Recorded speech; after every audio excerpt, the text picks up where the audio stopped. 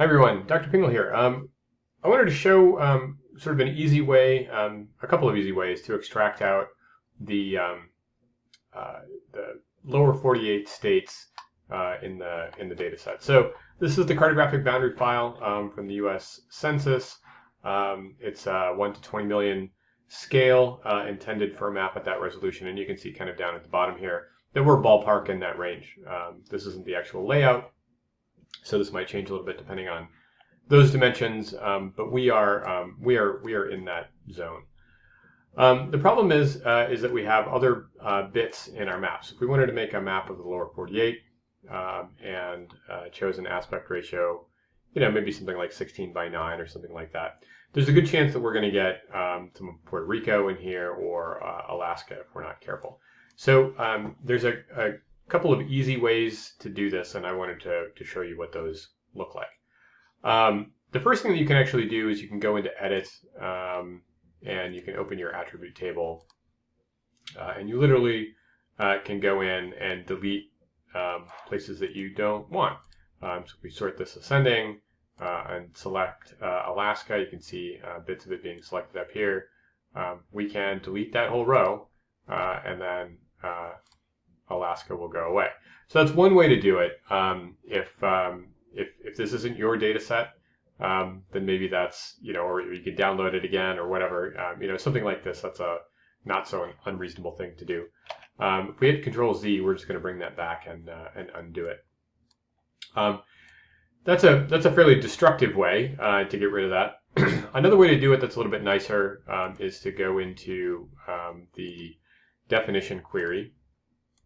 And this allows us to define kind of what we want to show. So by default, if we select by name is equal to, we get a drop-down menu here, and we can choose the things that we want to show. So if we just wanted Florida, we could hit apply, and we would just have Florida on our map. So that's an easy way to do it. Of course, we have a lot of states. We could create a second clause, and we could say, or where name is equal to, and then pick another state. But this is certainly the long way around. So we don't really want to do it this way. Instead, what we want to do is use one of these other features. So we can get rid of that clause. And what we're going to do is change this to something else. We could say contains the text, in which case we have, includes the value. There we go. And then we have checkboxes here that we can use. So we want Alabama, we want Arizona, we want Arkansas, and so on all the way down.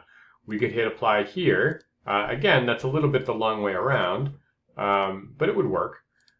What's actually easier is to come at this from the other direction. What don't we want to show? So we can say this does not include the value. We can uncheck the ones that we have. And we can say, well, we don't want Alaska, and we don't want Puerto Rico, and we don't want Hawaii. So we can hit apply.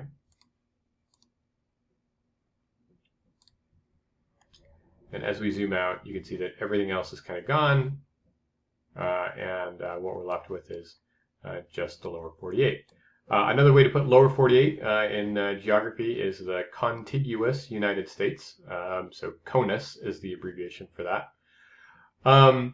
The last way that we can do this, we can actually go back in here and remove our query. This is probably my preferred way to do it, but we'll show you one more way.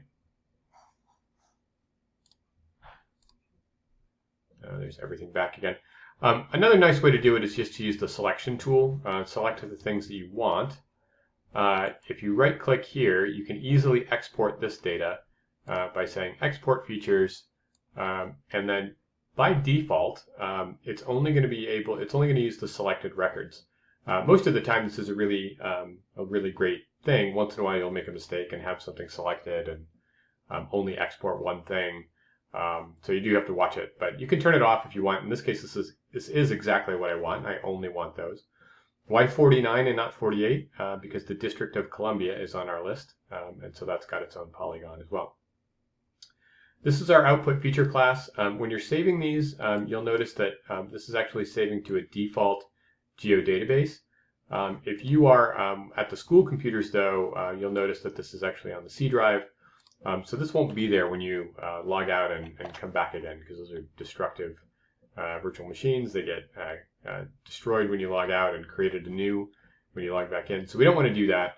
But what we can do is we could save this, for instance, to well, if we were which I'm not on a virtual machine. So, but if you were, you'd save this to your U drive. If you're working from your own computer, you can save it to wherever you like. But I'm going to save this as ctemp, and then something like lower48.shp for shapefile. We can hit OK. And what we get is a new feature class that's created. Feature class is a way that ArcGIS refers to vector files. We can clear our selection. And we actually have two layers here. We've got the lower 48, which is what we had, and then we have our original. If we turn off our original, then all we have left is the lower 48 that we wanted. And we don't even need this layer anymore. We can get rid of it.